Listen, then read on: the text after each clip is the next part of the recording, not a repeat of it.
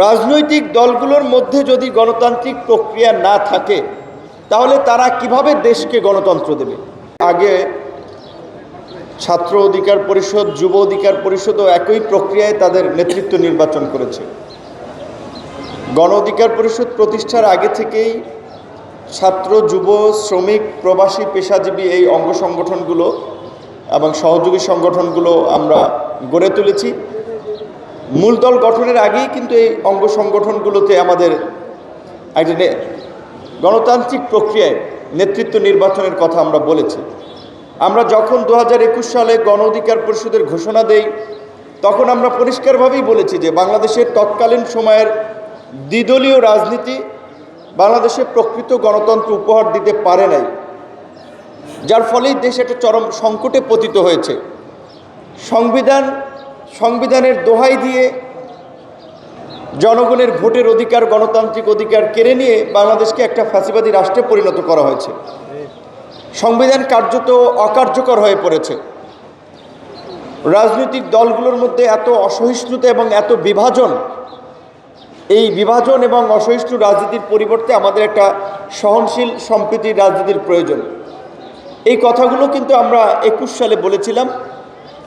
আজকে তার বাস্তবায়ন আপনারা দেখতে পাচ্ছেন, হয়তো লক্ষ্য করছেন যে সবাই এখন সংবিধান সংশোধনের কথা, পরিবর্তনের কথা বলছে, নতুন রাজনৈতিক বন্দোবস্তের কথা বলছে, রাজনীতিতে গুণগত পরিবর্তনের কথা বলছে। তো যেটা মিন করে আমরা 2021 সালে গণ অধিকার পরিষদ এবং তার অঙ্গ সংগঠন শুরু করেছিলাম, সেটাই কিন্তু যে বাস্তব এবং সত্যতা এখন মানুষের কাছে প্রতীয়মান হচ্ছে। আমরা বলছিলাম যে রাজনৈতিক দলগুলো, বিশেষ করে বড় দলগুলোর মধ্যে নেতৃত্ব নির্বাচনের কোনো গণতান্ত্রিক প্রক্রিয়া নাই।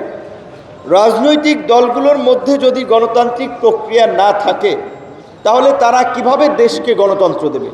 যেই কারণেই কিন্তু আমরা নিজেরা মানুষকে যেটাতে উৎসাহিত করতে চাই কিংবা নিজেরা যেটা বলতে চাই সেটা কিন্তু নিজেরা প্র্যাকটিস করে দেখিয়েছি।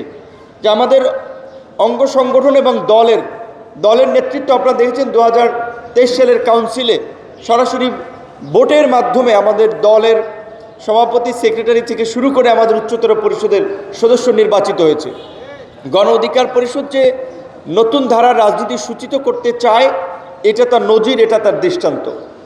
গণ অধিকার পরিষদ কিংবা গণ অধিকার পরিষদের অঙ্গ সংগঠনে নেতৃত্ব দেওয়ার জন্য আপনার কারো পিছে ঘুরতে হবে না, কাউকে পয়সা দিতে হবে না, কারো মাইম্যান হতে হবে না। আপনার যদি যোগ্যতা থাকে, আপনার যদি কোয়ালিটি থাকে, আপনার যদি গ্রহণযোগ্যতা থাকে, আপনি নেতৃত্ব দেবেন। আপনার কর্মীরাই, আপনার সংগঠনের নেতৃবৃন্দই আপনাকে নেতা বানাবে।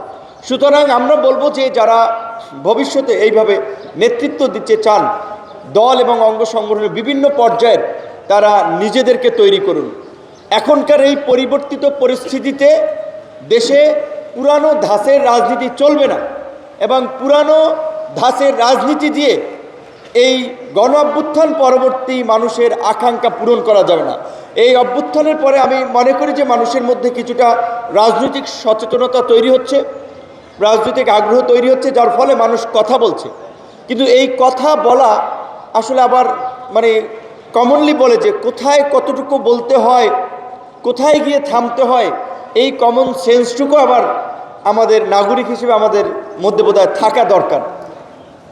ধানমন্ডি 32-এর এই যখন ওইখানে বিক্ষুব্ধ জনতার সেখানে একটা ক্ষোভের বহিঃপ্রকাশ আমরা দেখেছি, আমরা যখন লক্ষ্য করছি এটাকে কেন্দ্র করে আরও নৈরাজ্য তৈরি হতে পারে, আরও উস্কানি তৈরি হতে পারে, সেজন্য আমরা বলেছিলাম যে দায়িত্বশীল নাগরিকের জায়গা থেকে প্রকাশ্যে ভায়োলেন্সকে আমি উৎসাহিত করতে পারি না, প্রকাশ্যে সংঘাতকে আমি সমর্থন করতে পারি না, সহিংসতাকে আমরা সমর্থন করতে পারি না। আজকে এক জায়গায় আগুন লাগবে, সেই আগুন অন্য জায়গায় এসে পড়বে না, সেই আগুনটা যে আমার ঘরেও আসতে পারে সেটা কি সংশয় নাই? এই যে ধানমন্ডি 32 থেকে ঢাকার বাইরে আরও বিভিন্ন জায়গায় চললো, এবং এইটা করতে গিয়ে আবার কিছু মানুষ যারা ধরেন রাগে ক্ষোভে এই ফ্যাসিবাদের প্রতি ঘৃণা প্রকাশে সেখানে গিয়েছিল, তারা অনেক আহত হয়েছে। দু এক জায়গায় আবার দেখা যায় মারামারি লেগে গেছে।